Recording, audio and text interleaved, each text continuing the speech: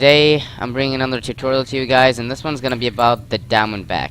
Now, before we get into all the databases and what the Diamondback really does, I'm gonna tell this to you guys because it's most important.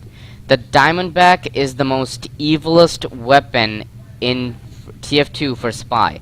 Let me say that again. The most evil weapon for spy in the history of TF2.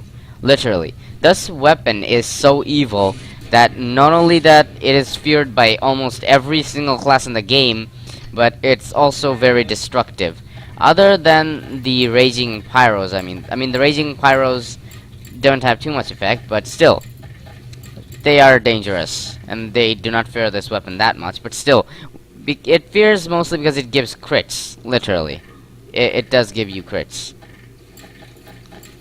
So, first of all, here we see that the engineer have a dispenser. This weapon gives crits whenever a engineer building is destroyed, and whenever you perform a backstab on a certain player. So, for example, there we go. Now watch as it is destroyed. I get crit. That's right, ladies and gents. This crit is 100% permanent.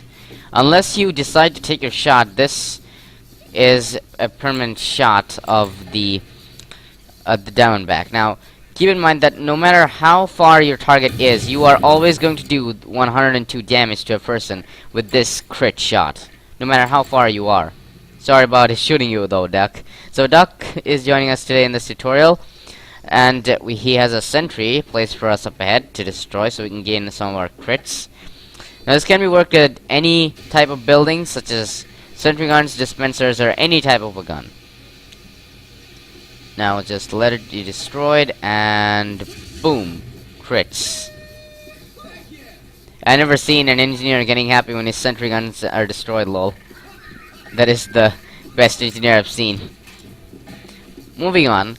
The Diamondback also gives minus 15 body shot penalty.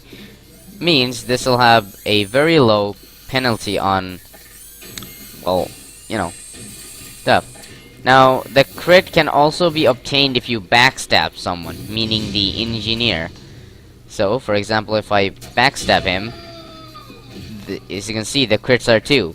So you can get crits for backstabbing and destroying teleporters and any stuff like that.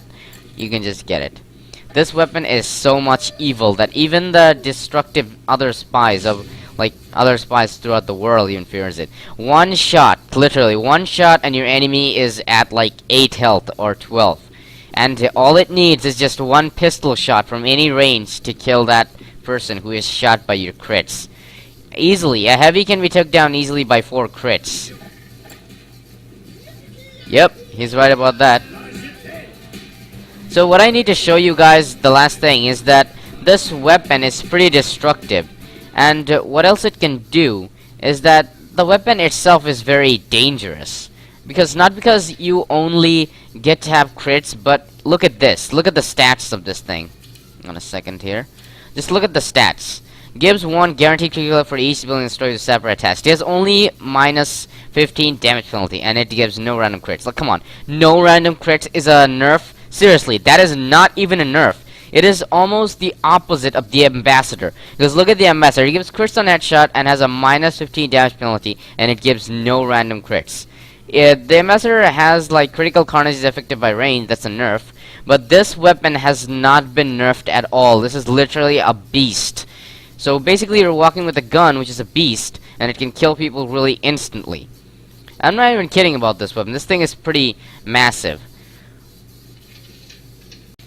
Alright, so the last thing I want to show you is that this is one type of cheating in the game that has like literally a lot of differences that makes in the game. But this can give you a lot of kills, but do keep in mind that you need a friend to pull this off. First of all, you need to enter any server. Any community server or any playing server. Yeah, kind of.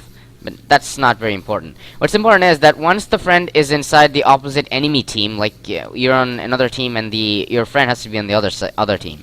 First of all, tell your friend to enter somewhere where the enemies are not going, only you're going. And then make sure the friend is an engineer. And then tell him to build dispensers. So build the dispenser, please. Alright, so once he builds the dispenser, just sap it and just destroy it.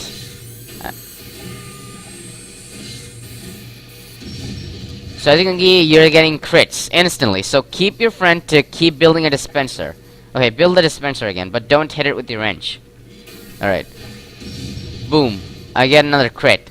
So basically, your friend is gonna giving you free crits.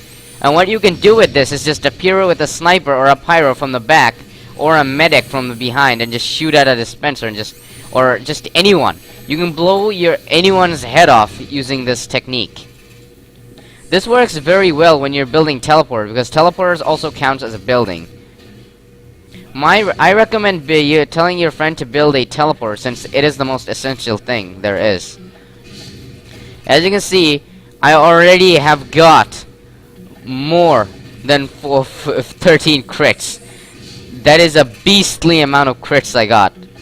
So make sure you have at least amount of 10 or 8. Because in case if you miss a shot during your combat technique, you're gonna be needing those.